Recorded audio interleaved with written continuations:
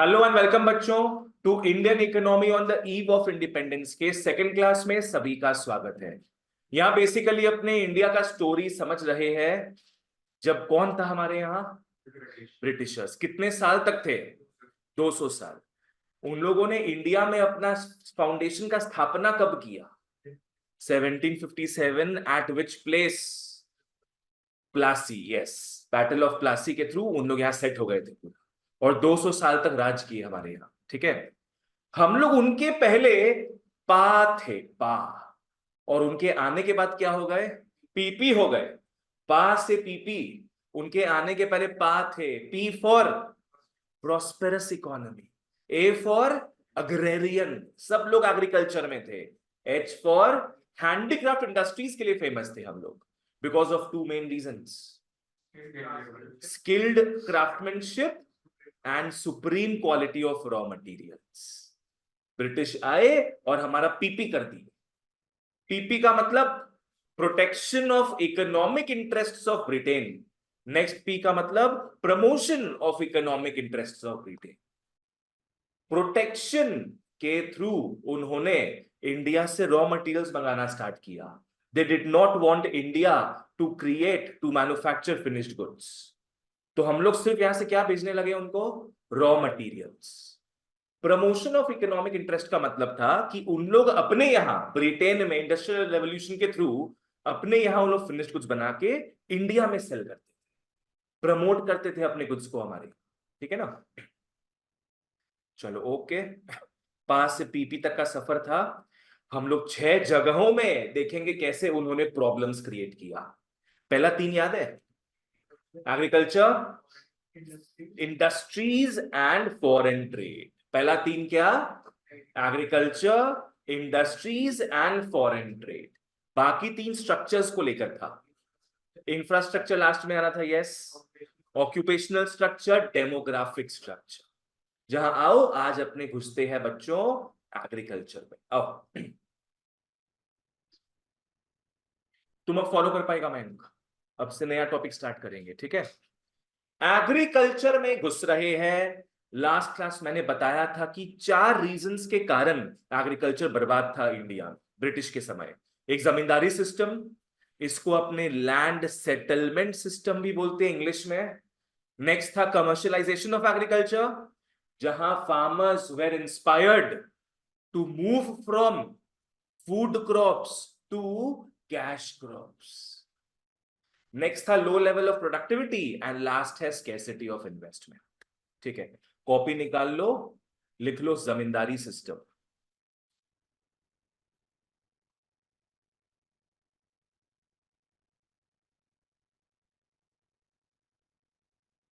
लिख लो जमींदारी सिस्टम।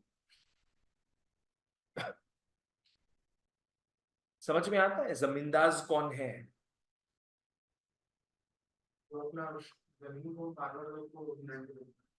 हाँ, जमींदार क्या है? वो फार्मर्स को लैंड देते थे, क्योंकि फार्मर्स के खुद के पास तो लैंड होता नहीं था। हाँ मतलब बहुत सालों के लिए देते थे वो। और उसमें क्या करते थे? पहला बात, जमींदार खुद ओनर्स थे कि नहीं, पहले बताओ। जमींदार खुद ओनर्स नहीं थे, they were deemed owners. Deemed owners का मतलब क्या है? वो ब्रिटिश के पपेट थे। ब्रिटिश लोगों ने उनको बोल के रखा था कि तुम हमारे क्या हो, यहां तुम ओनर बन के रहो। पर अगर जमींदार अपना काम ठीक से नहीं करे, तब ब्रिटिशर्स लोग क्या करेगा? जमींदार को हटा देगा। तुम बाबू क्या कर रहे हैं कॉपी में? पहले लिखा करो जब बता रहे थे उस समय। जमींदारी सिस्टम में जमींदार बताओ ओनर्स थे क्या लैंड के? नहीं, they were deemed owners. Deemed owners का मतलब क्या? ब्रिटिशर्स ने जस्ट उनको पपेट बना के रखा था वहां के लिए, पर एक्चुअल ओनर्स कौन थे? जमींदार नहीं, ब्रिटिशर्स। ठीक है, ये कहीं कहीं अभी भी देखा जाता है। एक महलवारी सिस्टम भी होता है, खैर अभी बात नहीं करेंगे। आओ, सबसे पहला फार्मर्स। फार्मर्स तो कभी से ही ओनर्स नहीं था। फार्मर्स तो कभी से ही ओनर्स नहीं था लैंड का। दे वर ऑलवेज लैंडलेस। अपने पहले का बात कर रहे, ठीक है? इन लोग जमींदार्स को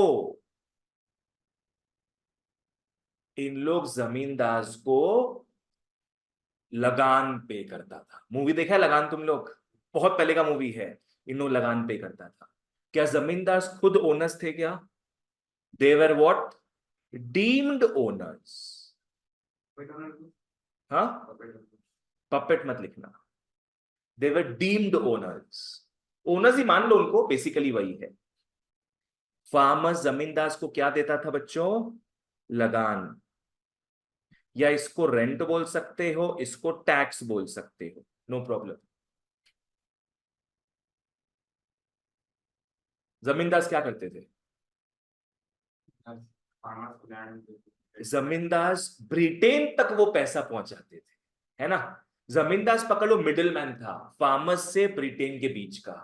तो जमींदार जो ब्रिटिश सरकार है, ब्रिटिश गवर्नमेंट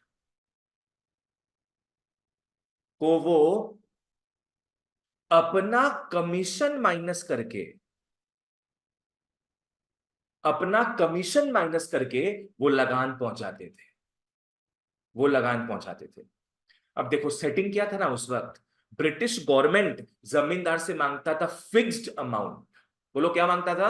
फिक्स्ड अमाउंट। अब जरूरी है क्या फार्मर्स का हर महीना हर साल अनाज ग्रो हो? नहीं। बिकॉज हम पहले का बात कर रहे हैं, पहले there was no irrigation system. We were all at the mercy of rainfall. कभी बारिश होता था, कभी बारिश नहीं होता था। तो फार्मर्स कभी ग्रो कर पाते थे, कभी ग्रो नहीं कर पाते थे। पर हर मंथ में ब्रिटिश गवर्नमेंट जमींदार से मांगता था फिक्स्ड अमाउंट। पे फिक्स्ड अमाउंट।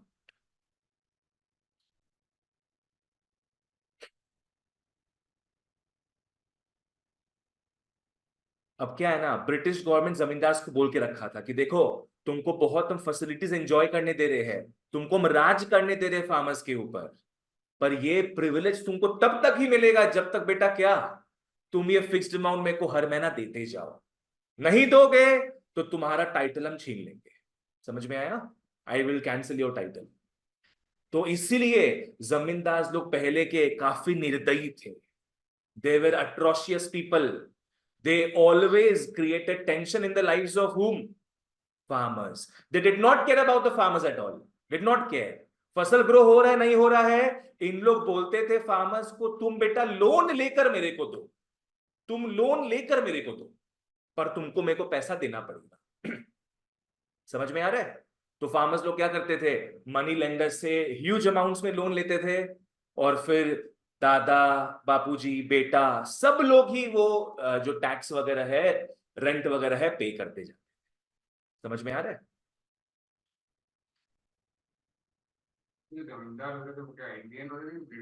जमींदार इंडियंस थे, बिकॉज उनको हिंदी वगैरह बोलना आता था। वो फार्मर्स के एरिया के ही लोग थे। क्लियर है यहां तक? So this is called the zamindari system. चलो वापस से आओ। सबसे पहले कौन है? फार्मर्स। फार्मर्स क्या पे करता है?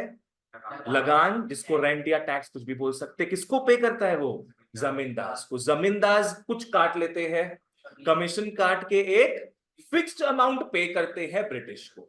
अगर वो नहीं पे करेगा तो जमींदार का टाइटल उससे छीन लिया जाएगा। और क्योंकि पे करना ही पड़ेगा उसको, he does not want to lose his title, तो वो जबरदस्ती करेगा किसके साथ? फार्मर्स के साथ। एंड फार्मर्स बेचारे फिर जिस साल अनाज ग्रो नहीं होगा, वो लोन लेंगे मनी लेंडर से हाई रेट्स ऑफ इंटरेस्ट में, एंड वो साइकिल फिर चलता जाएगा। ठीक है ना? आ जाओ। Zamindar cared for the farmers, yes और नो? नो। अच्छा, ये कुछ गलत चीज है क्या? नहीं, ये चीज तो गलत नहीं है। आज हम भी यहाँ सेंटर चलाते हैं, मेरा भी कोई लैंडलॉर्ड है सेंटर का, जिसको हम हर महीना रेंट देते हैं। तो ये वही सिस्टम तो दिख रहा है अपने को, कोई अलग तो है नहीं। अलग था यहाँ पे जमींदार का बिहेवियर।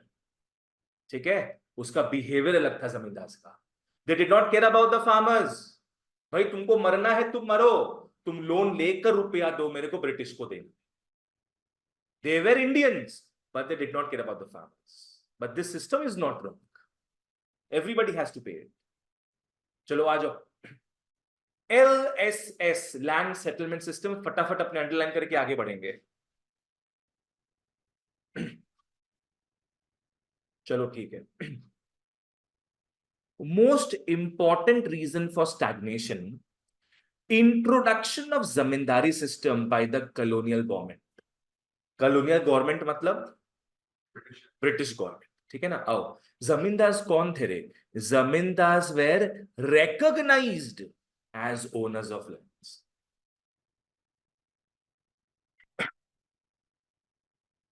क्या लाइन नहीं लिखा हुआ है यहाँ पे? जमींदार वेर ओनर्स ऑफ लैंड नहीं लिखा है, क्या लिखा हुआ है?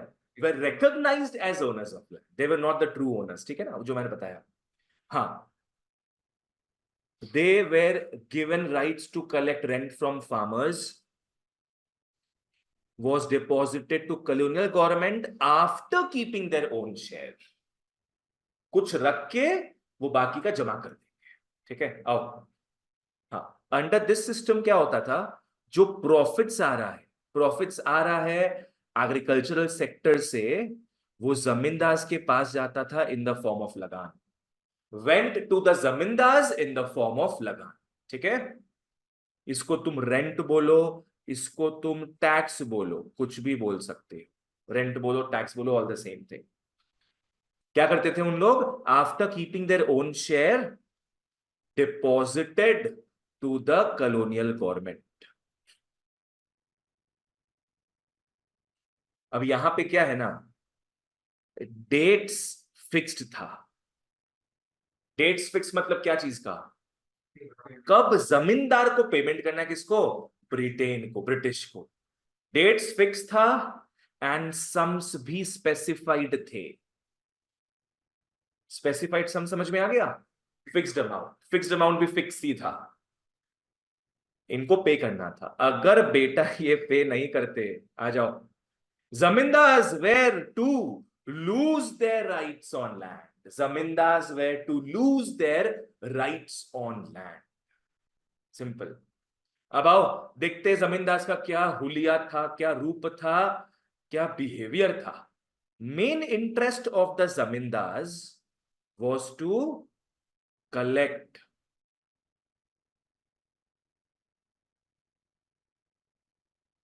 कभी सिस्टम हैंग करता है ना, डोंट लाइक इट। हाँ, आ जाओ, जमींदार का मेन इंटरेस्ट क्या था? टू कलेक्ट लगान regardless of the economic condition of the cultivator. इसका मतलब समझ में आया? क्या मतलब है इसका नीश? यस, फर्क नहीं पड़ता है क्या फाइनेंशियल कंडीशन है कल्टीवेटर। कल्टीवेटर मतलब कौन हो गया? फार्मर। क्या कंडीशन है, नहीं फर्क पड़ता है, तुमको देना पड़ेगा। आ जाओ, हाँ, these situations force the farmers to take loan on high rates of interest, causing immense poverty in later years. इन लोगों को लोन लेना पड़ता था हाई रेट्स ऑफ इंटरेस्ट, ठीक है। ये क्या हो गया? विशियस साइकिल हो गया। You know what is vicious cycle?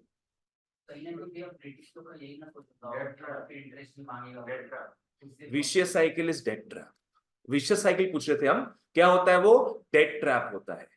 तुम लोन लिए हो, तुम चुका नहीं पा रहे हो, आगे तुम्हारा बेटा चुकाए, वो नहीं चुका पा रहा है तो उसका बेटा चुकाए, ये बढ़ते जाता है ये चीज।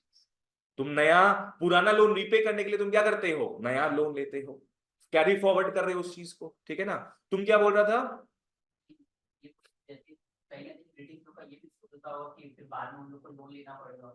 तो लोन ब्रिटिश से लेता नहीं था उन लोग, लोन लेता था मनी लेंडर से। कोई गांव में कोई मनी लेंडर होगा जिसका काम ही है रुपया लोन में देना, उससे लोन लेता था। वो ब्रिटिश वो नहीं करता था। ब्रिटिश को सिर्फ मतलब किससे था अपना? हर एक, इतना सारा फार्मर्स है, हर जगह से उसके पास क्या आना चाहिए? लगान, हर जगह से। Zamindar did nothing to improve the condition of agriculture. चलो नेक्स्ट, कमर्शियलाइजेशन ऑफ एग्रीकल्चर। बच्चों एक होता है सस्टेनेंस एग्रीकल्चर, कभी पढ़ा तुम लोग?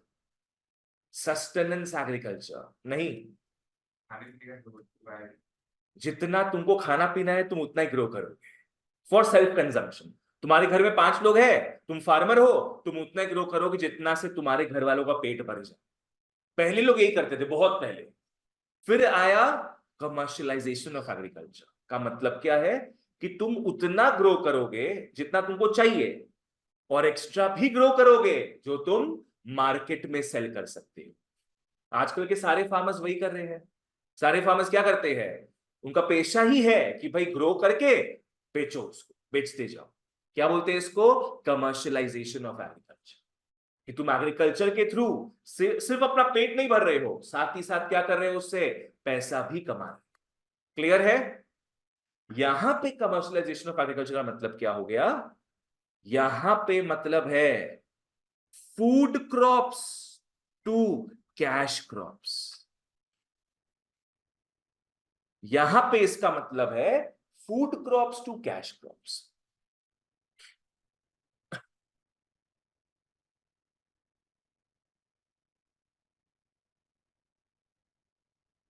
फूड क्रॉप्स मतलब क्या हो गया, खाने पीने का crops like rice, wheat, jowar, bajra वगैरह। एंड कैश क्रॉप्स वो क्रॉप्स है जो बहुत ज्यादा कैश तुमको दिलाएगा, उसको खा पी नहीं सकते। कॉटन हो गया, opium, indigo, silk, all these things you can not eat, but they are cash crops, they will give you good amount of money. ठीक है, आओ।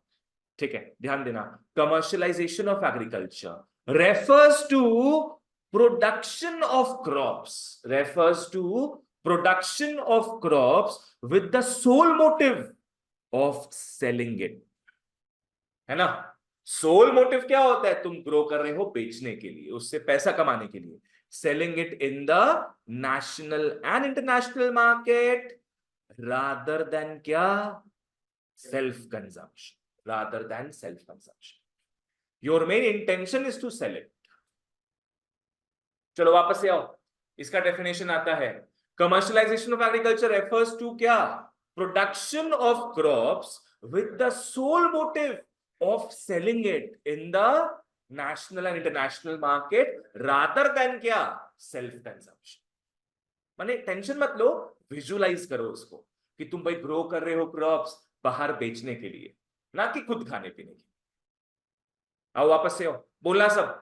चलो, क्या, commercialisation of agriculture refers to production of crops with the sole motive of selling it in the national international market rather than self consumption. वापस से एक बार, commercialisation of agriculture refers to production of crops with the sole motive of selling it in the national and international market rather than self consumption. Mayank clear? चलो आ जाओ। हाँ, अब यहां लिख लो वाई। क्यों ब्रिटिशर्स प्रमोट कर रहा था कमर्शियलाइजेशन ऑफ एग्रीकल्चर, क्यों? क्योंकि मैंने बताया था लास्ट क्लास, ब्रिटेन में हुआ था इंडस्ट्रियल रेवोल्यूशन, मशीन्स नए नए बने थे, and they wanted what, raw materials. उन लोग राइस व्हीट का क्या करेंगे, कुछ नहीं करेंगे। उनको मशीन्स में क्या चाहिए होगा, कॉटन, कपड़ा बनाने के लिए मशीन को चाहिए होगा जूट, सिल्क, और टी कॉफी के भी शौकीन हो गए थे हमारे ब्रिटिश लोग। टी कॉफी तो हम लोग पीते थे ना, वो उन लोग भी शौकीन हो गए थे, तो वो भी उनको चाहिए था। तो वो सारा चीज के कारण उन्होंने इंडियन फार्मर्स को बोला, तुम ये सब ग्रो करोगे, तुमको हम बहुत सारा कैश देंगे। तो एक एक करके सारे फार्मर्स क्या करने लग गए, कैश क्रॉप्स में शिफ्ट हो गए। That's it. Commercialisation was done with the motive, किस मोटिव से हो रहा था commercialisation, providing raw materials to British industries. Farmers were given higher price for producing cash crops, higher price, जैसे कॉटन, जूट वगैरह हो गया। तो ये सब भी अंडरलाइन कर लो, cotton, jute, indigo, tea, coffee वगैरह। यहां पे क्या नहीं लिखे अपने, ओपियम। चलो ओके, अब इसका रिजल्ट क्या था। आज एक एक करके सारे फार्मर्स त्याग रहे हैं, किसको त्याग रहे हैं, फूड क्रॉप्स को। सब एक एक करके शिफ्ट हो रहे कैश क्रॉप्स में। तो बताओ इंडिया में शॉर्टेज होगा कि नहीं, फूड का शॉर्टेज होगा। बच्चे पैदा तो होते जा रहे हैं, इतना पॉपुलेशन होता था उस वक्त, और फूड का शॉर्टेज होते जा रहा है। तो रिजल्ट क्या था? भूखमरी। भूखमरी मतलब क्या हो गया? फेमीन्स। पूरा पूरा विलेजेस गायब हो जाता था, लोग स्टार्विंग से मर जाते थे, दूर दूर तक से खाना पीना नहीं मिल पाता था उनको। बाबू अभी का मार्केट नहीं था ना वहां पे। देखो इन लोग क्या है, फूड क्रॉप्स कोई बनाता ही नहीं था, तो सब किस पे शिफ्ट हो गए थे? कैश क्रॉप्स में। सारे फार्मर्स कैश क्रॉप्स प्रोड्यूस करने लगे, कोई खाना पीना बनाता ही नहीं था। तो विलेज में कहां से खाना पीना बचेगा? बचेगा ही नहीं कहीं से। और पहले के जमाने में इतना कनेक्टिविटी नहीं था, इतना बढ़िया रोड्स हाईवेज गाड़ी घोड़ा नहीं था। दूर दूर तक तुमको कोई खाना पीना नहीं मिलेगा, दूर दूर तक कोई और विलेज तुमको नहीं दिखेगा। तो तुम्हारे विलेज में जितने लोग हैं, क्या होंगे एक एक करके? सब 15-20 दिन में ही सब मर जाएंगे। बिकॉज ऑफ, तुम लोग को समझ नहीं आ रहा होगा अभी ये चीज, बिकॉज अभी सोच नहीं सकते अपने। भूख लगा नीचे जाके खा लिया अपने कुछ भी, दुकान इतना सारा होता है। तो पहले समय कुछ नहीं था ये सब। पहले घर के पास जो फार्मिंग लैंड था वहीं से लोग लेकर खाते थे। मतलब वो लोग अपना उगा के वो लोग बेच दे रहा था। हाँ तो उसमें थोड़ा सा बचा लेता। बाबू कैश क्रॉप्स कहां से बचाएगा रे? कॉटन बचा के खाएगा तुम? सुनो, फूड क्रॉप से सब लोग किससे शिफ्ट मार दिए? कैश क्रॉप्स में। अभी राइस भी बन रहा था क्या? नहीं बन रहा था। पहले सुनो हम क्या बोलते हैं, फिर समझो उसको, फिर पूछो जो पूछना है। कब से बोल रहे शिफ्ट मार रहा है, शिफ्ट मार रहा है? समझा? राइस भी नहीं ग्रो करा था हम लोग। रिजल्ट क्या था? There was a lot of famines. सारे के सारे विलेज बर्बाद हो जा रहे थे। There was no food to eat there. Underline कर लो आप फटाफट। British rule promoted shifting of crops from food crops to cash crops. इसके कारण होने लग गया फेमिन्स।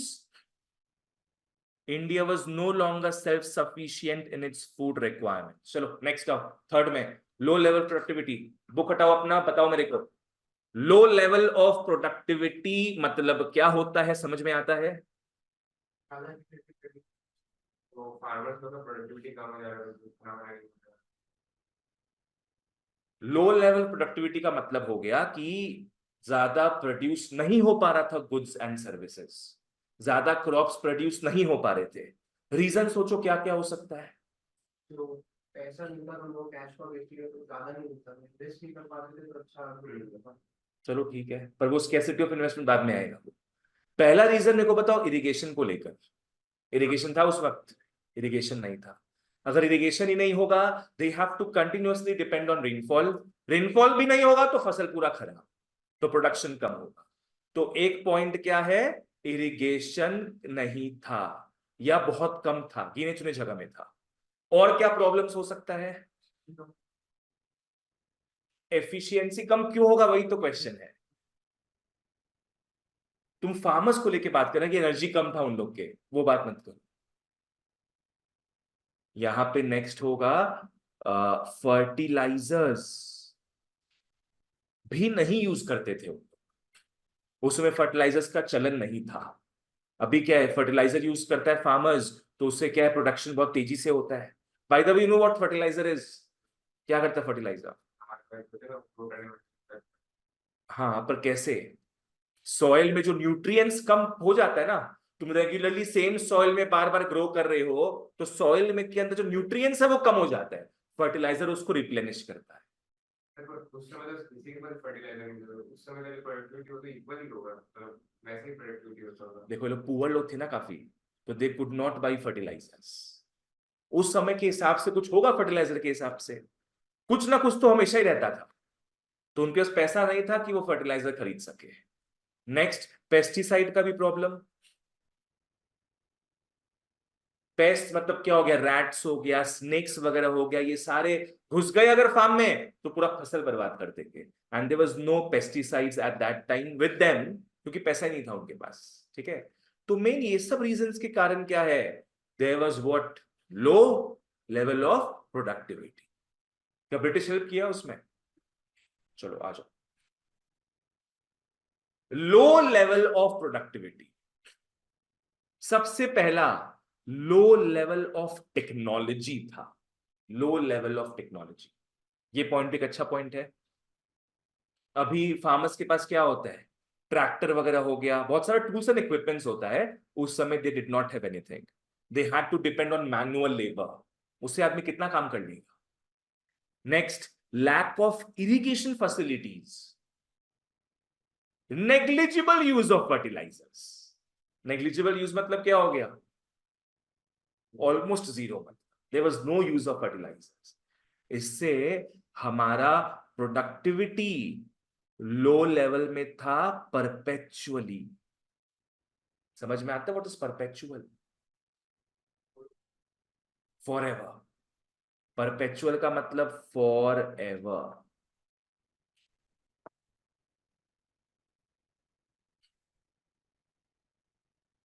और इस चीज में से बाहर क्यों नहीं आ पा रहे थे वो?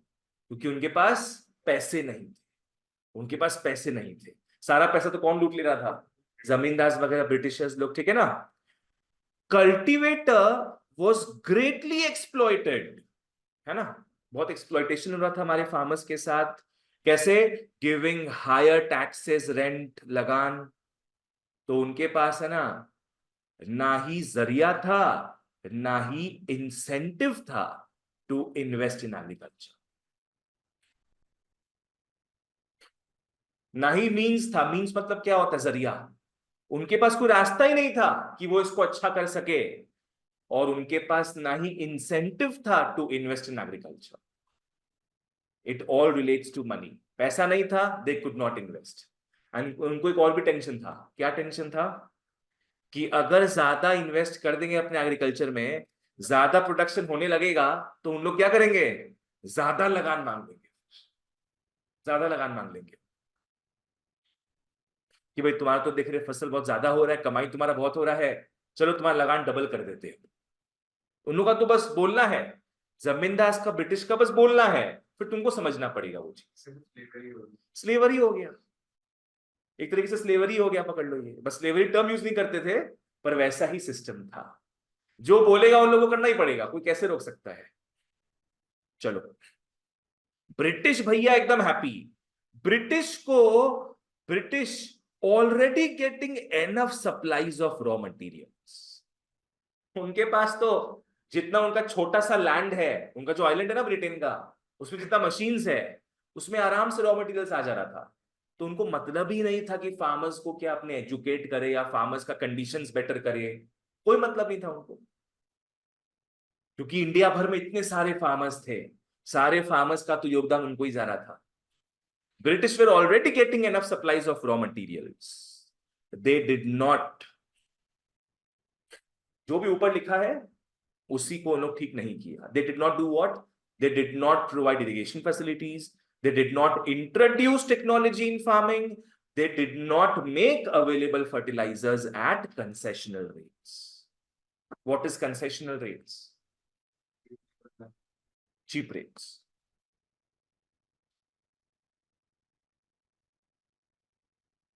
उन लोग चाहता तो फार्मर्स को चीप रेट्स में दिलवा सकता था फर्टिलाइजर्स, बट उन लोग बोला हैसल क्यों ले, अपना तो घर चल रहा है, क्यों करे अपने फालतू का सब। And they did not educate the farmers. Already enough of supplies, ऐसा भी कि ब्रिटिश का और भी कॉलोनीज था, तो वहां से भी आ रहा था। हाँ, ये भी रीजन होता है। उनके पास हर जगह से आ रहा था रॉ मटेरियल्स, उनको दरकार ही नहीं था इस चीज का। आज पकड़ लो, तुम्हारे पास एक ही जगह से आ रहा है सारा चीज, तो तुम क्या करोगे? उसको ठीक करने का ट्राई करोगे, क्योंकि एक ही जगह से तुम्हारे पास आ रहा है। पर तुम्हारे पास 20 जगह से आ रहा है, कौशिकी पानी भर देना। तुम्हारे पास 20 जगह से रॉ मटेरियल्स आ रहा है, तुम्हारा घर चल रहा है, तुम ठीक करने का ट्राई करोगे उस 20 जगह को? आ जाओ। Next, scarcity of investment. ये दोनों ऑलमोस्ट सेम पॉइंट्स है। दोनों ऑलमोस्ट सेम पॉइंट्स है। सारा पैसा तो कौन खा जाता था? ब्रिटेन, जमींदार। सो इनके पास स्केर्सिटी ऑफ इन्वेस्टमेंट होता था। They did not have any money to invest in agriculture. आओ, क्या है? Although some farmers changed their cropping pattern from food crops to cash crops. कुछ फार्मर्स क्या किए थे? Food crops to cash crops shift मारे थे। तो अपना जनरल एक्सपेक्टेशन ये देगा कि वो अच्छा अर्न कर रहे थे, पर ऐसा नहीं था। अर्न कर रहे थे, पर उतना ही उनको क्या है, लगान पे करना पड़ रहा। ठीक है, आ जाओ। क्या है, large section of tenants, small farmers and sharecroppers neither had resources and technology nor had incentive to invest in agriculture. तब यहां से यहां बता दिया,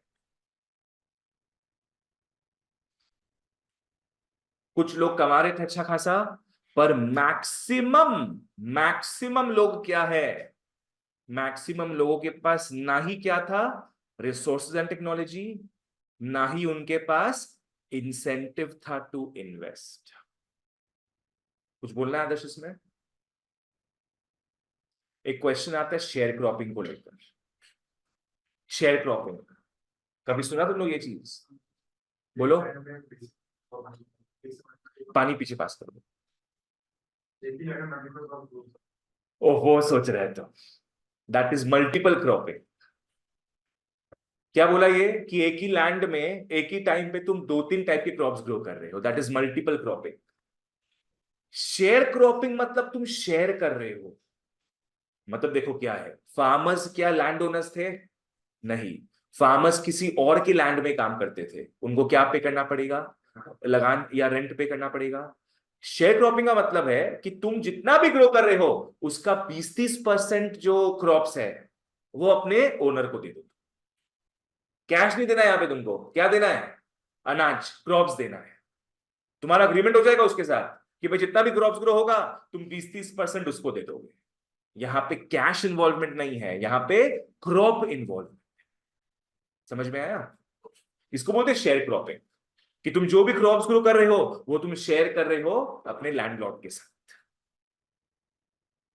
अब share cropping is a form of agriculture, sharecropping is a form of agriculture in which landowner allows a tenant to use the land in return for क्या, in return for share of the crops produced, in return for some share। हमारे land आराम से use करो, बस 20-30% देते ना मेरे, खत्म। तो ब्रिटिश उसको कैसे देंगे कुछ? नहीं नहीं, ये जमींदारी सिस्टम वाला नहीं है, ये मेरे तुम्हारे बीच का बात। मेरा खुद का जमीन है, अगर हम बहुत रिच वेल्दी इंसान है, मेरा खुद का जमीन है, हम उसमें हल नहीं चला सकते, हम किसी फार्मर को बोल देंगे चलाओ तुम। यहां ब्रिटेन का इन्वॉल्वमेंट नहीं है, यहां बस दो जनों का इन्वॉल्वमेंट है। लगान वर्ड यूज नहीं करेंगे इसमें बस तुम क्रॉप्स जो ग्रो कर रहे हो उसका थोड़ा सा शेयर तुमको अपना मालिक को देना है, दैट्स इट। ठीक है, यहां के तुम लिख लो, नॉट जमींदारी सिस्टम, नहीं तो बाद में तुम लोग को याद नहीं रहेगा।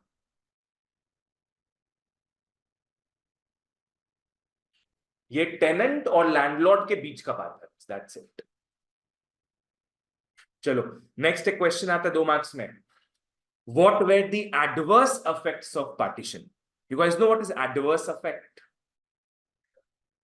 उल्टा, नेगेटिव, मतलब हाँ, उल्टा तुम उस हिसाब से बोल रहा था क्या?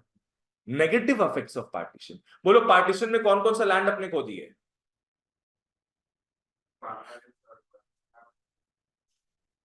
पाकिस्तान, नेपाल, नहीं नेपाल हमारा था नहीं, पाकिस्तान और बांग्लादेश अपने खो दिए। ठीक है, जो पाकिस्तान जिस लैंड पे स्थित है ना वो बहुत ही फर्टाइल लैंड है। तो पंजाब एरिया, हरियाणा एरिया हो गया, वो पूरा पाकिस्तान का जो एरिया है बहुत ही फर्टाइल लैंड है।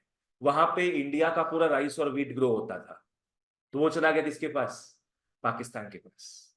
वो 5 नदी वहां से बहती है, सतलज, बियास वगैरह, तुमने पहले पढ़ा होगा ये सब चीज। तो वो वहां खो दिए हम लोग। Most of the fertile land went to Pakistan.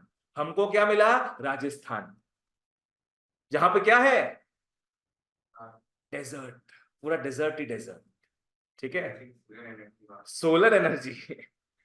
और दूसरा हम लोग खो दिए बांग्लादेश पे। West Bengal and Bangladesh is known for jute. ये जो सुंदरबन का एरिया है ना पूरा, ये लोकेशन ही जो है वो जूट के लिए बहुत बढ़िया है, it's ideal for jute production. तो मैक्सिमम एरिया किसके पास चला गया? बांग्लादेश के पास। तो इतना प्रॉब्लम हुआ हमारे साथ, जो हमारा रिसोर्स रिच एरियाज था इट गॉट लॉस्ट। आ जाओ। हाँ, तो भाई पार्टीशन के समय हमारा जो एग्रीकल्चरल प्रोडक्शन है ना, काफी ह्यूज ब्लो मिला उसको, काफी ह्यूज ब्लो। क्या यहाँ इंडस्ट्रीज का बात हो रहा है क्या? किसका बात हो रहा है यहाँ पे? एग्रीकल्चर का, रिसोर्सेज का बात हो रहा है। ह्यूज ब्लो मिला, कैसे? आओ देखते हैं। Huge portion highly fertile and irrigated land went to Pakistan. ठीक है, फर्टाइल समझ में आ गया? हाँ, ज्यादा न्यूट्रिशन वाला सॉइल जहां पे अच्छे से ग्रोथ होता है, प्रोडक्शन होता है क्रॉप्स का। Next, almost the whole jute producing area Bangladesh में चला गया, almost the whole of it. ठीक है, तो ऐसा क्वेश्चन आ सकता है कि भाई पार्टीशन का एडवर्स इफेक्ट्स एग्रीकल्चर में क्या था, तब ये दोनों लिखना। ठीक है, ऐसे तो पार्टीशन के बहुत सारे इफेक्ट्स थे, पर उसमें से एग्रीकल्चर को लेकर ये दो ही रहे। एग्रीकल्चर क्लियर है? 4 पॉइंट्स बताओ क्या क्या था। पहला, जमींदारी सिस्टम। दूसरा, commercialisation of agriculture. Third one was low level of productivity. And fourth है scarcity of investment. Commercialisation of agriculture refers to production of crops with the sole motive of selling it in the national and international market rather than self consumption. That's it, done. ठीक है, चलो next में आओ। अब अपने आते हैं industrial sector. And as you already know from the first class, we were known for our handicraft industries. देखते हैं ब्रिटिशर्स ने कैसे हमारा इंडस्ट्रीज को तबाह किया। क्या है question? Poor state of industrial sector during the British rule. आओ इसके 5 पॉइंट्स आएंगे, एक एक करके मैं लिखाता हूं। सबसे पहला लिख लो, डी इंडस्ट्रियलाइजेशन।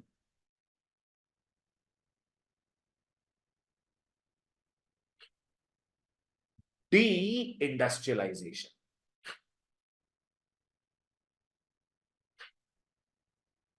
इंडस्ट्रियलाइजेशन का मतलब क्या है? इंडस्ट्रीज को बढ़ाना। तो क्या होगा डी इंडस्ट्रियलाइजेशन? उसको कम कर। पहले 10 फैक्ट्री थे, तो कम करके 2 फैक्ट्री में ले आओ। अच्छा हो रहा है कि खराब? खराब हो रहा है, देश के लिए खराब हो रहा है। इसको क्या बोलते हैं? Deindustrialisation. British did not support the growth of Indian industries, because उनको क्या लग रहा था कि अगर इंडिया में इंडस्ट्रीज डेवलप होगा तो हमारा क्या होगा? हमारे यहां भी तो इंडस्ट्रीज डेवलप हो रहे हैं। हम नहीं चाहते कि हमारा ही कॉलोनी हमारा कॉम्पिटिटर बन जाए, तबाह कर दो। नेक्स्ट पॉइंट में आओ, डिक्लाइन ऑफ हैंडीक्राफ्ट इंडस्ट्रीज।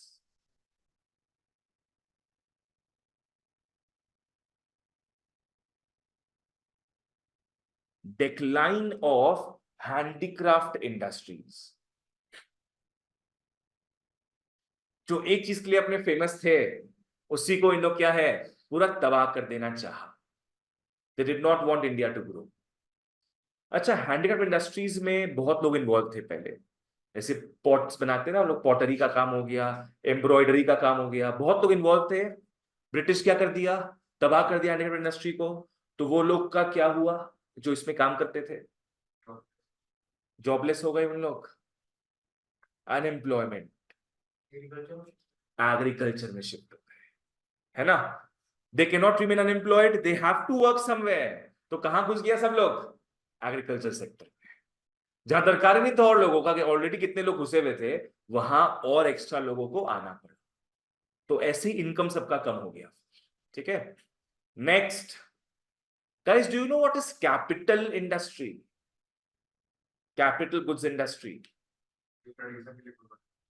जो प्रोड्यूसर के लिए गुड बनाते हैं। करेक्ट। कैपिटल गुड्स क्या होता है? कैपिटल गुड्स लोग पढ़ेगा नेशनल इनकम चैप्टर में। कैपिटल गुड्स वो गुड्स होता है जो प्रोड्यूसर के काम। आज जैसे पकड़ लो, मैगी नूडल्स बनाता है ना, मैगी को, कंपनी को भी तो मशीन चाहिए एक। वो मशीन जिन लोग बनाते हैं, उस इंडस्ट्री को क्या बोलते हैं अपने? Capital goods industry. ठीक है, आज ये लैपटॉप बन रहा है, लैपटॉप बनाने के लिए तो मशीन चाहिए, तो वो मशीन को जो लोग बनाते हैं उसको अपने क्या बोलेंगे? Capital goods industry. Anish clear? इन लोग उसको भी हटा दिया, लिख लो लो लेवल। और जो बनाता है उसके लिए उसके लिए भी दूसरा कोई होगा।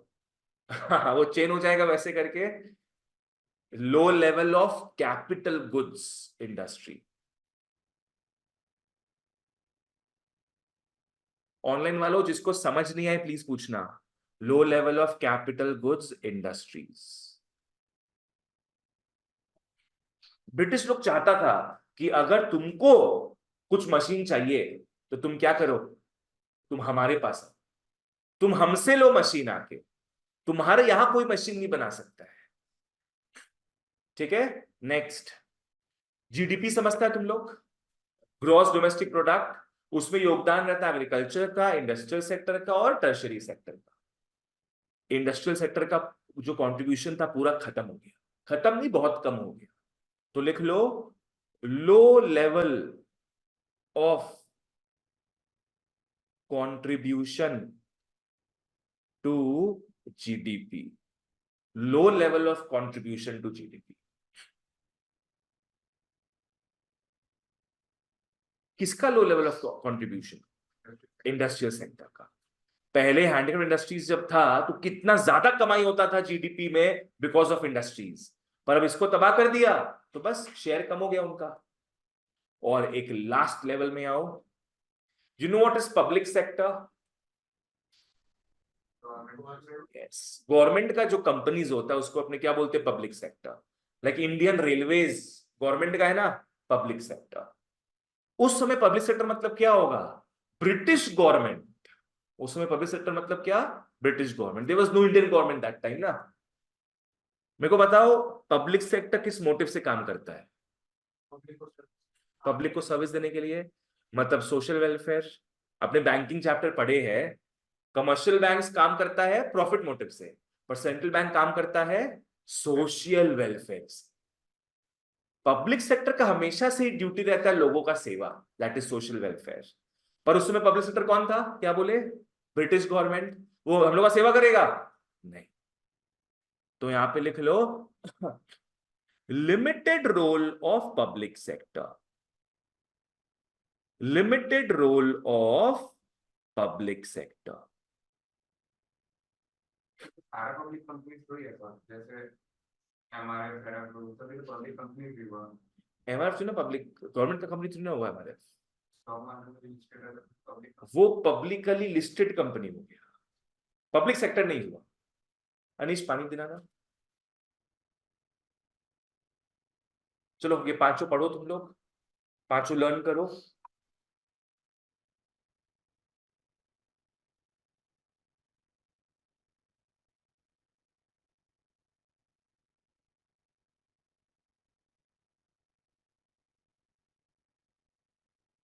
सब पानी पीते रहा करो तुम लोग। 40-40 डिग्री पहुंच रहा टेम्परेचर, 41 पूरा माथा खराब एकदम। Keep yourself hydrated. बाप रे क्या होगा समर वेकेशन में। ये क्रैश तो चलेगा। हाँ एसी भी सूट नहीं करता और गर्मी भी। अभी जो ग्लोबल वार्मिंग हो रहा है ना, बहुत भयंकर हो रहा है, बहुत भयंकर। कुछ साल बाद ऐसा गर्मी होना पड़ जाएगा कि लोग घर से ही सारा काम करेंगे, बाहर जा ही नहीं पाएंगे। आपस के बात बताते हैं अभी वहां पर। ठीक है आओ, इंडस्ट्रियल सेक्टर के 5 प्रॉब्लम्स थे। पहला डी इंडस्ट्रियलाइजेशन, दूसरा डिक्लाइन ऑफ हैंडीक्राफ्ट इंडस्ट्रीज, तीसरा कैपिटल गुड्स इंडस्ट्रीज का लो लेवल, चौथा कंट्रीब्यूशन टू जीडीपी में low level, next public sector का लिमिटेड रोल। चलो वापस से एक बार, सबसे पहला पॉइंट डी इंडस्ट्रियलाइजेशन, इंडस्ट्रीज को तबाह कर देना। उसमें भी तबाह किसको ज्यादा करना, handicraft industries, decline of handicraft industries. ये 2 पॉइंट खत्म। बाकी तीनों में low level low level low level है। पहला क्या होगा, कैपिटल गुड्स इंडस्ट्रीज का लो लेवल, फिर कंट्रीब्यूशन टू जीडीपी का लो लेवल, एंड लास्ट में पब्लिक सेक्टर का limited role, low level of role. ठीक है ना, नो प्रॉब्लम। आ जाओ, एकदम लास्ट तक पूरा माथा में पूरा चैप्टर फिट कर लेना, आपको याद रखना। सबसे पहला, डी इंडस्ट्रियलाइजेशन का मतलब हो गया decrease in the production capacity of an economy. Decrease in the production capacity of an economy. जैसे पकड़ लो, पहले हमारे पास अगर 10 मशीन्स थे, तो अब कितना मशीन्स हो गया? 2 मशीन्स हो गया। इसको बोलते डी ग्रोथ, ग्रोथ नहीं, degrowth. Decrease in the production capacity of an economy. Government का टारगेट हमेशा क्या होना चाहिए? To increase industrialisation. पर हमारे यहां तो ब्रिटिशर्स उल्टा काम कर रहे थे। ओके, ब्रिटिश गवर्नमेंट ने क्रिपल कर दिया इंडिया को। British government crippled India. You know what is cripple? घुटना तोड़ देना, पूरा एकदम अपाहिज बना देना। ब्रिटिश गवर्नमेंट क्रिपल कर दिया था इंडिया को। इंडिया को तोड़ा कैसे? By destroying what India was famous for. पूरा हमारे सोल को तोड़ दिया वो, by destroying Indian handicraft industries. ये तो तोड़ ही दिया, साथ में कोई नया आदमी आके इंडस्ट्री खोलना चाह रहा था, उसको भी बढ़ने नहीं दिया। पुराना तो हटा ही दिया और नया बढ़ने नहीं दिया। No modern industrial base was allowed to come up. ये 2 चीजों से ब्रिटिशर्स ने हमें क्रिपल कर दिया। जैसे पकड़ लो, बड़ा बाजार है। बड़ा बाजार एशिया का सबसे बिगेस्ट मार्केट है, एशिया का बड़ा बाजार। आज वहां पुराने पुराने बिल्डिंग्स हो गए हैं काफी। तो गवर्नमेंट अगर करेगा, क्या कर सकता है वहां पे गवर्नमेंट? पूरा इंडस्ट्रीज को तोड़ देगा, ताकि क्या करे? नया इंडस्ट्रीज को लाए, नया बिल्डिंग्स बनाए वहां पे, और एफिशिएंट बिल्डिंग्स बनाए। पर उन लोग क्या किया? पुराने सिस्टम को तो तोड़ ही दिया, साथ में नया भी स्टार्ट होने नहीं दिया। ठीक है, आओ, प्राइमरी मोटिव क्या था ब्रिटिशर्स का डी इंडस्ट्रियलाइजेशन के पीछे? It was twofold. क्या मोटिव था डी इंडस्ट्रियलाइजेशन का? 2 मोटिव था, तुम लोगों को पता है already. Remember your PP.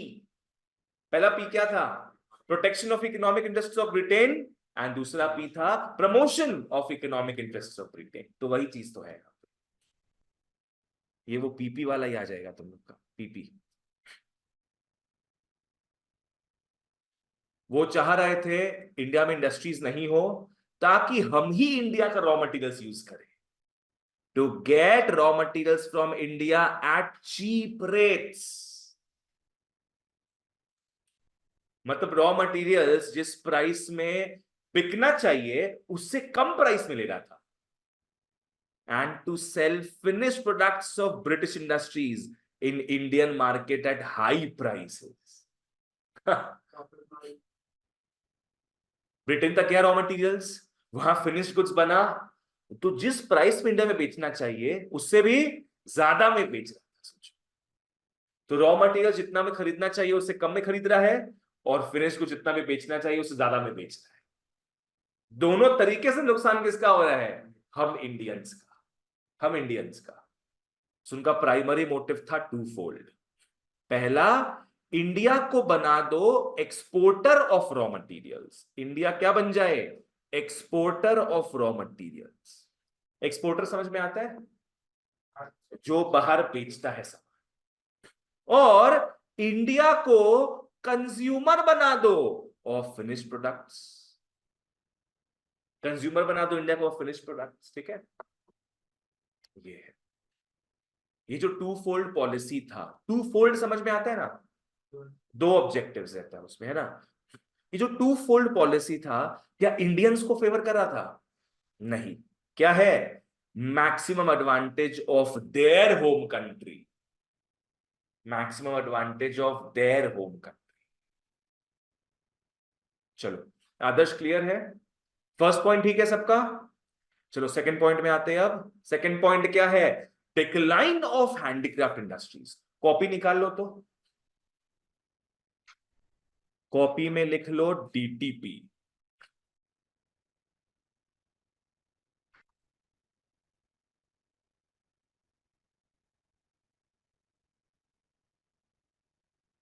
Come up only at 725.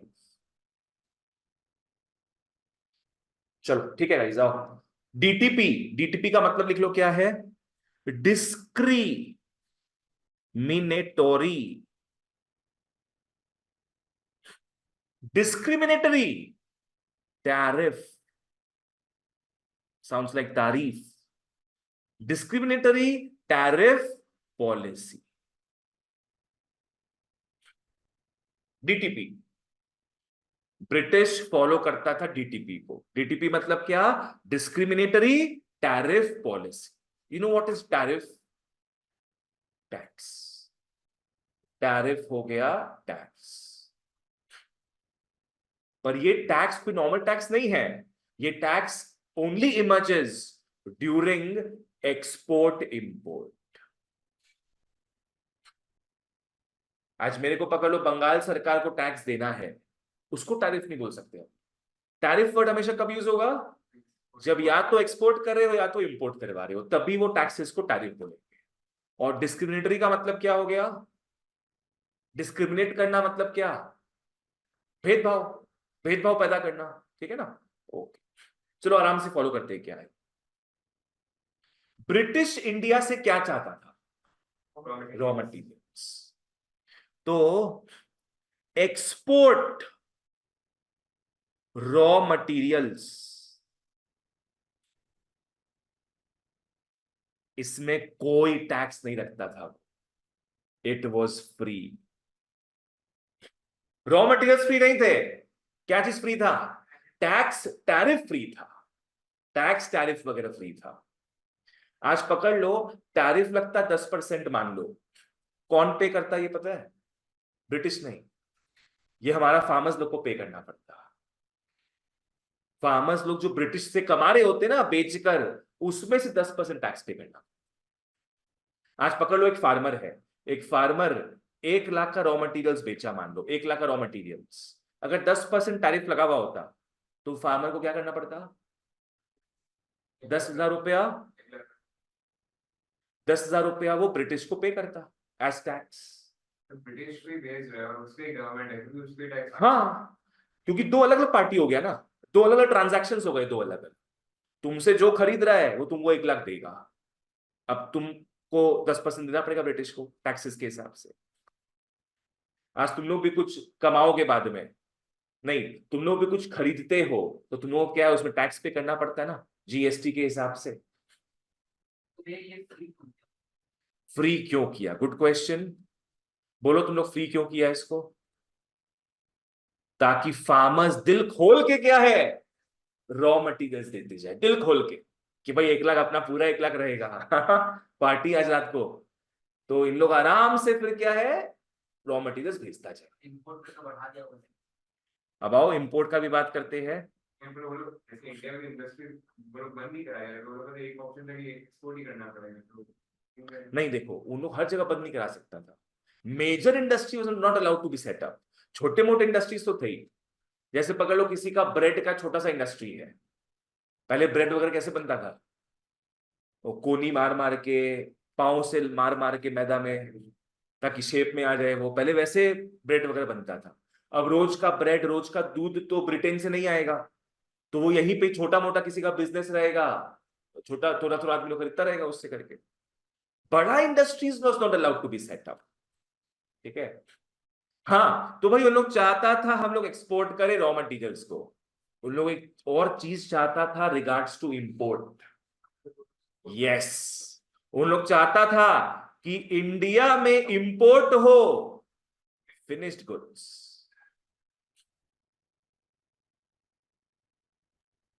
बोलो उसमें क्या टैक्स किया होगा? बढ़ाएगा, तुम हम लोग खरीदेंगे नहीं। फ्री, यस, फ्री, ताकि इंडियंस को वो विदेशी सामान क्या है और अट्रैक्टिव लगे, बिकॉज उसमें और टैक्स नहीं पे करना पड़ेगा। हम एक बार कुछ दिन पहले कुछ सामान मंगाए थे बाहर से, 10,000 रुपया का था वो, 10,000 रुपया कुछ था, मेरा 40% टैक्स लगा। 10,000 और 40%। तो कितना रुपया एक्स्ट्रा पे करना पड़ा मेरे को, पोस्टमैन को? 4,000 रुपया।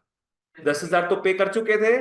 पोस्टमैन जब घर में लाया तो ऑफिशियल चिट्ठी दिखाया, रिसीट, कि आपका भाई 4,000 रुपये और लगेगा, 40% कस्टम ड्यूटी है।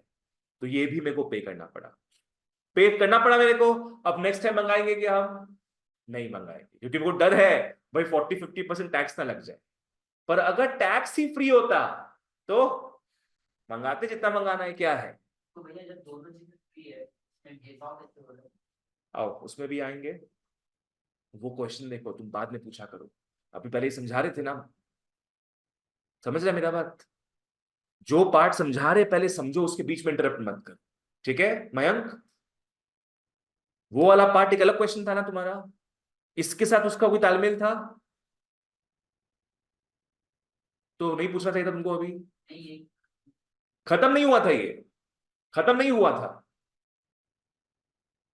You are creating problems for everybody then, for my flow as well. समझा? जब जो बताते उतना सुनो, उसके बाद मेरे को जो बोलना पूछेगा तुम। Don't be idiotic. थर्ड में ये इंपोर्ट एक्सपोर्ट का बात हो गया।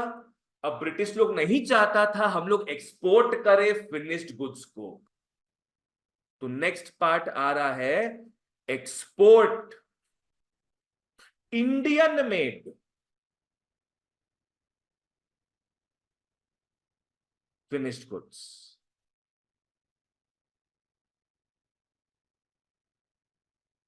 उसमें बोलो, उन लोग चाहता था कि इंडिया से फिनिश गुड्स एक्सपोर्ट हो, नहीं चाहता था, तो बेटा इसमें उन लोग लगाया heavy tax,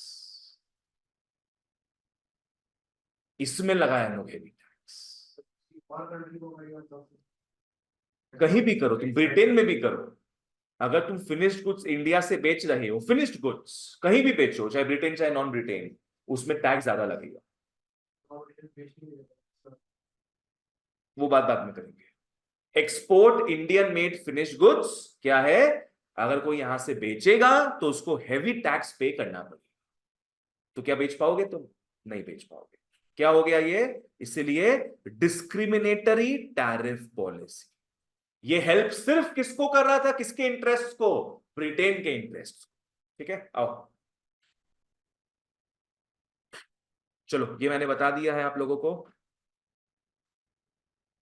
free export of raw materials from India, free import of final goods to India, heavy duty export of Indian handicrafts.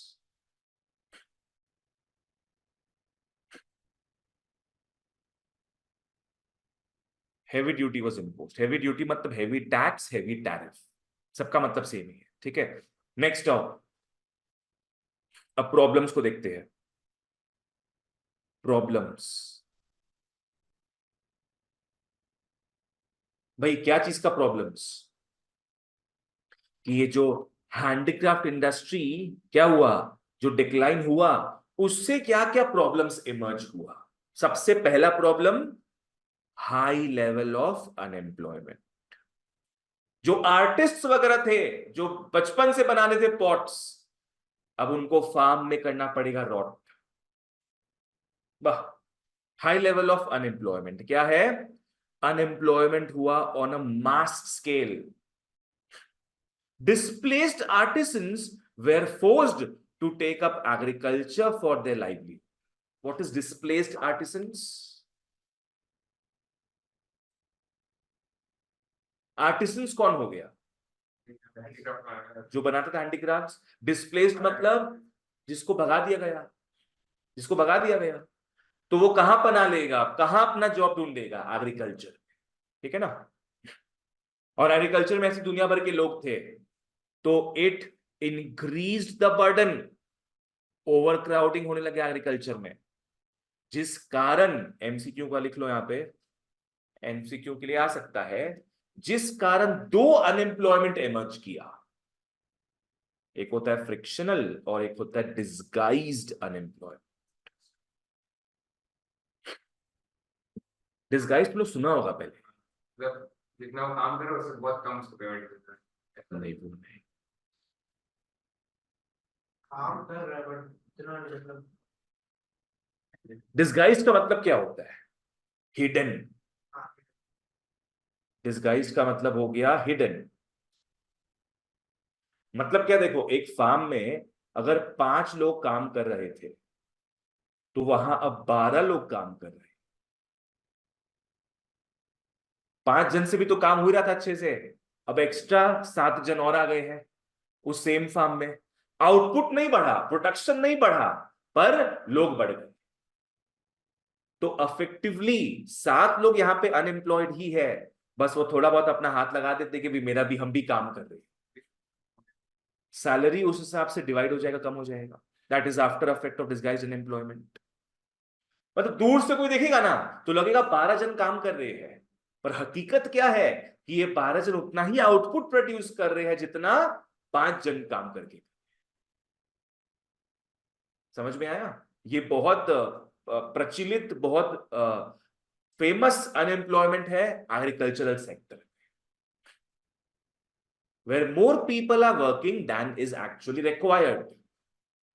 पहले क्या होता था ना, फार्मर्स लोग के बहुत सारे बच्चे होते थे, 10-10 बच्चा होता था फार्मर्स का, और फार्मर क्या करता था, 10 बच्चों को अपने ही फार्म में घुसा देता था वो, तो सारे लोग थोड़ा थोड़ा पैसा कमाते थे बस।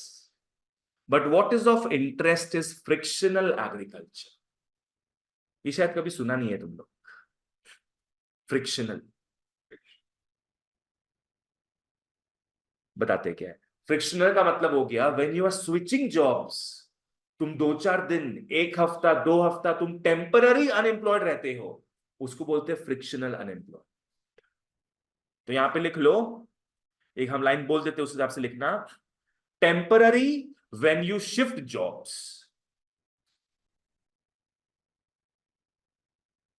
फ्रिक्शनल का मतलब हो गया temporary when you switch jobs. Frictional means, frictional unemployment का मतलब है तुम कुछ दिन बेरोजगार रहते हो। लाइक जो डिस्प्लेस्ड आर्टिसंस थे, क्या तुरंत ही एग्रीकल्चर में जॉब मिल गया क्या उनको? नहीं, ढूंढना पड़ा ना। तो उस समय टेम्पररीली वो जो अनएम्प्लॉयड थे, दैट इज फ्रिक्शनल अनएम्प्लॉयड। ठीक है, चलो नेक्स्ट आओ। नेक्स्ट अपने डंपिंग पढ़ते हैं। डंपिंग, डंपिंग, और आज यहां तक कंप्लीट करेंगे अपने। डंपिंग का मतलब क्या है? आज पकड़ लो मेरे को, हम इंडिया में तो राज कर ही रहे हैं, मेरे को चाइना में भी अपना सामान बेचना है। ठीक है, तो शुरू शुरू में क्या करेंगे पता है? चाइना में बहुत ही कम प्राइस में बेचेंगे, बहुत ही कम प्राइस में, ताकि चाइना में मेरा जो कंपटीशन है वो सारा खत्म हो जाए। शुरू शुरू में करना पड़ेगा ऐसे, मेरे को बहुत कम प्राइस में बेचना पड़ेगा, ताकि हम क्या करते हैं बोले, चाइना में जो कंपटीशन है मेरा उसको एलिमिनेट कर दे, जैसे जियो कर रहा है इंडिया में। तो जैसे चाइना में मेरा सारा कंपटीशन एलिमिनेट हो जाएगा, बाद में हम प्राइस बढ़ाएंगे जो भी करें, पर शुरू में हम क्या कर रहे हैं, अपना सामान बेच रहे हैं बहुत ही कम प्राइस में। क्या पता लॉस में ही बेच रहे हो स्टार्टिंग में, ताकि लोग खरीदना तो स्टार्ट करें एक बार मेरा। इस प्रोसेस को क्या बोलते हैं अपने? डंपिंग। डंपिंग मतलब तुम बहुत ही सस्ते में बहुत सारा गुड्स दूसरे कंट्री में बेच रहे, ये चीज हो गया। इसे एक बात याद आता है अमेजोन का। यूएस में अमेजोन का तो बहुत तगड़ा राज है। यूएस में अमेजोन का फूड डिलीवरी भी होता है। तो कुछ 2-3 साल पहले क्या हुआ था, कोई छोटा सा कंपनी फूड डिलीवरी बिजनेस में आया। अमेजोन मान लो 50 रुपया चार्ज कर रहा है पर डिलीवरी, 50 रुपया। तो वो फूड डिलीवरी वाला क्या बोला जो नया आया था, कि हम आपको क्या 20 रुपया में डिलीवर करवाएंगे आपका फूड। अब अमेजोन को डर लगा। डरने का तो बात नहीं है, अमेजोन को क्या है, उसको हटाने का था। अमेजोन देखा कि मैं इसको अलाउ नहीं कर सकता हूं कि यहां पे ग्रो करे। क्या किया अमेजोन? फ्री कर दिया, फ्री। मोनोपोली हो गया। अब पैसा है अमेजोन के पास दुनिया भर का, फ्री कर भी देगा 2-3 महीना के लिए, तो क्या बिगड़ जाएगा उसका? 2 महीना तक फ्री कर दिया, 3 महीना तक फ्री कर दिया वो, फिर भी नहीं हटाइए। तो अमेजोन क्या किया, और फ्री करके रख दिया, 6 महीना 1 साल फ्री कर दिया। हाँ, कंपनी खरीदेगा, कंपनी वाला बेचेगा तब, है ना। अमेजोन बोला भाई तुम कब तक खुद फ्री में दोगे, डिलीवरी करोगे मेरे को चैलेंज करने के लिए? हम तो, मेरे पास तो फंड्स है, अवेलेबल है। तुम 2 महीना, 3 महीना, 4 महीना बाद तुम्हारे पास फंड्स खत्म हो जाएगा। तब हम वापस 50 रुपया कर देंगे, तुमको मेरे को हटाना है। ये सब डंपिंग होता है कि तुम एक्चुअल कॉस्ट से भी कम में सेल कर रहे हो। अनीश क्लियर है ये? आओ डंपिंग में। हाँ, क्या हुआ, इंडिया का जो हैंडमेड गुड्स था ना, not withstand foreign competition of machine made cheap goods. सोचो इसके बारे में, इंडियंस क्या बनाते थे? हैंडमेड गुड्स, और ब्रिटेन बनाता था मशीन मेड गुड्स। कौन सा चीपर होगा? Machine made. हैंडमेड का दाम ही बहुत महंगा होता है, 5, 6, 10 गुना हो सकता है उसका प्राइस, पर machine made is always cheap. तो इंडियन हैंडमेड गुड्स तो नहीं सर्वाइव कर पाएगा ना। जहां तुम एक इंडियन पेंसिल बना रहे हो, हाथ से पेंसिल बना रहे हो, एक वुड को काट काट के, तुम्हारा 50 रुपया लग रहा है, वही मशीन मेड एकदम 1-1 रुपया में बन रहा है, 1-1 रुपया में बन रहा है। तो कोई क्यों खरीदेगा 50 रुपया का handmade pencil? They will go for 1 rupee pencil. तो इसका डिमांड कम हो जाएगा 50 रुपए वाले का। तो इससे क्या होने लगा? It encouraged import of manufactured goods. अरे इंडियंस ही इंडियन सामान नहीं खरीद रहे थे क्योंकि महंगा लग रहा था, तो ब्रिटेन बोला बढ़िया, अब हम यहां और बेचेंगे सामान अपना। आओ डंपिंग में आओ। डंपिंग जो मैंने बताया वही है, समझ लेते, देख लेते क्या है। Dumping is the process through which one nation sells good in another nation at much lower price to completely wipe out industries of another country. To completely wipe out industries of another country. क्या लिखा हुआ है bracket में? Sometimes even below its own cost. मतलब loss में बेचने को ready है, लॉस में बेचने को रेडी है। इंटेंशन क्या है? मार्केट कैप्चर करना, पूरा का पूरा कंपटीशन को हटा। आओ वापस से, डंपिंग क्या है? एक प्रोसेस है। प्रोसेस मतलब वन टाइम इवेंट नहीं होता है, प्रोसेस मतलब इट्स अ कंटिन्यूअस थिंग। तो dumping is a process through which one nation sells goods to another nation at a much lower price to completely eliminate the competition. चलो वापस से आओ, बोलो डंपिंग क्या है?